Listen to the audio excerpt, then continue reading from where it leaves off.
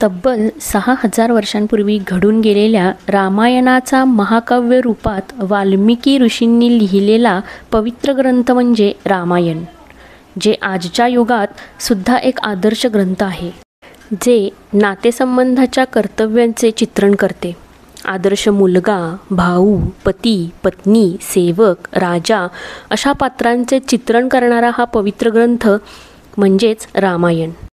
तर याच ग्रंथातील वनवास आणि सीताहरण या भागाला प्रत्यक्षात अनुभूती मिळते ती नाशिकमधील तपोवन, पंचवटी, सीतागुफा, रामकुंड येथे जाऊन.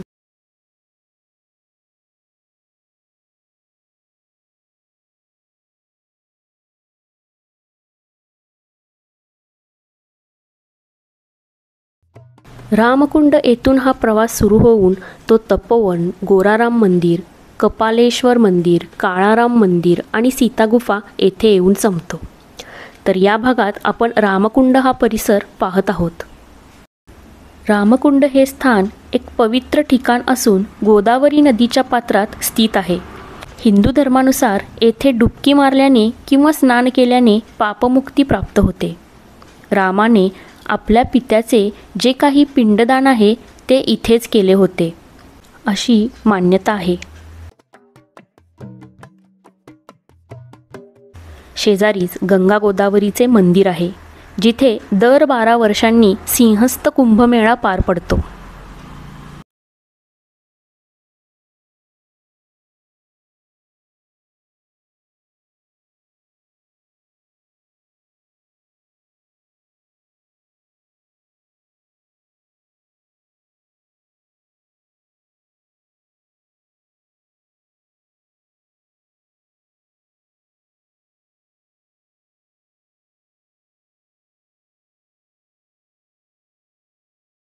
एक गाईड घेतले होते, तर इथून पुढे सगळं जे काही आहे ते गाईडतर्फे आपल्याला कळेल. पूर्ण इतिहास, इथल्या अनेक ठिकाणांचे वर्णन आपले जे काही गाईड आहेत ते आता आपल्याला देतील. रामकुंड हां, आता जो रामकुंड का रामाने इथे आपल्या वडिलांचं पिंडदान दिलेलं. बरं. आणि माणूस जो मरतो त्याला जाळल्यानंतर जे अस्थी हे लोकांनी अस्थी सोडली. बरोबर. 3.5 तासात अस्थीचं पाणी होतं. बरं, आपण त्र्यंबकला जाऊन आले का? 30 किलोमीटर आहे. या गोदावरीचा उगम तिथे आहे. बरं. 12 ज्योतिर्लिंग आहे ना, 10 नंबरचं तिथे आहे. बरं. प्रत्येक याच्यावर लिंग असतो, तिथं खड्डा आहे. बरोबर. त्या खड्ड्यामध्ये 3 मूर्त्या आहेत. त्र्यंबकेश्वर हा 2 टेंड्या मारुती 11 फूट. बरं, आपण तपोवनला जाऊन आले ना, तिथे रावणाच्या बहिणीचं नाक कापलं. नाकाचा तुकडा रावणाच्या बहिणीचा, रामाच्या नाही रावणाच्या बहिणी. कशाला आली तिथं? इथे लक्ष्मणासंग लग्न करायला आली. ओके. नाकाचा तुकडा गोदावरीच्या त्या बाजूला फेकला म्हणून गावाचं नाव नाशिक आहे. बरं. इथून आता अर्धा किलोमीटर पायी जायचं आहे सीतेची गुंफा बघायला. बरोबर. तिथे 5 वडाची झाडं, पंचवटी. बरोबर. कुंभमेळ्याचा ध्वज समोर लागतो. बरोबर. ती पितळाची दंडी. बरोबर. आता 2027ला कुंभमेळा इकडे.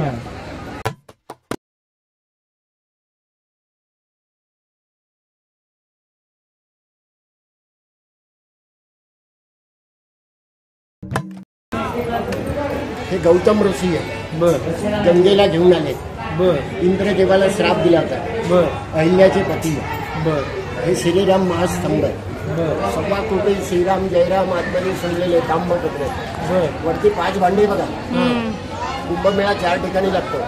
हरिद्वार, प्रयाग, उज्जैन, नाशिक. 5व्या ठिकाणी कुंभमेळा लागत नाही, पुष्करमध्ये. हे सगळे रामाची मंत्र आहेत. यमुना पश्चिमेकडे जाते, भागीरथी उत्तरेकडे जाते, ही गोदावरी दक्षिणेकडे जाते.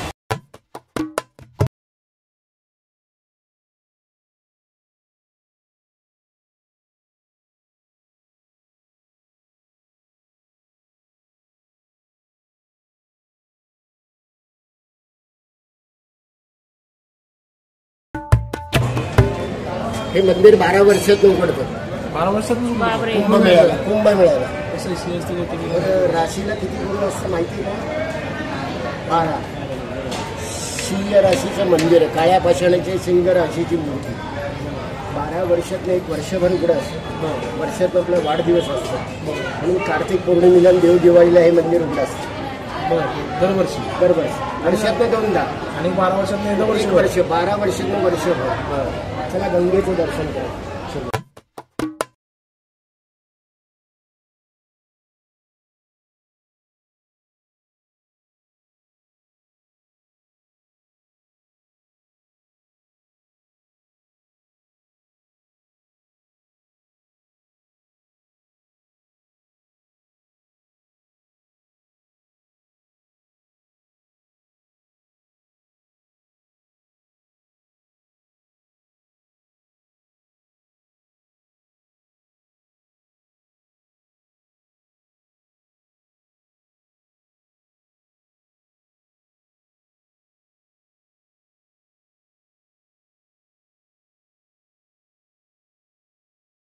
अरुणा वरुणा गोदावरी त्रिवेणी संगम हे मुख्य रामकुंड आहे. तिथं पाणी प्या, हातपाय धुवा, गंगेचं दर्शन करा.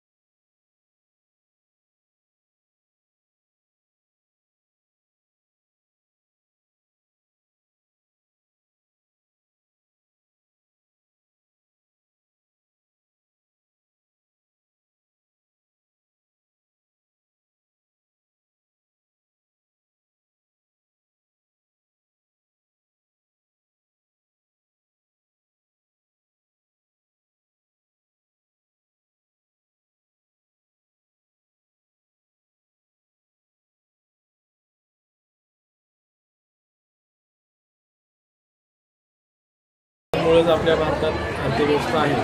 त्यामुळे त्या जरी आध्यात्मिक असल्या तरी आर्थिक आहेत. नद्यांना पाणी मिळालं म्हणून सगळं इथे. सर हे काय नाव लिहिलेलं आहे? गोदावरी. नाव काय लिहिलेलं आहे? गंगा गोदावरी मंदिर. गंगा इथं नाहीये, गंगा हरिद्वारला आहे. गंगेची बहीण आहे ही गोदावरी. आता अर्धा शंकर बघायचा, अर्धी पार्वती. चपला कुठं घ्या, मंदिराच्या बाहेर आले की चपला कुठं पहिले घ्या. अर्धा शंकर अर्धी पार्वती.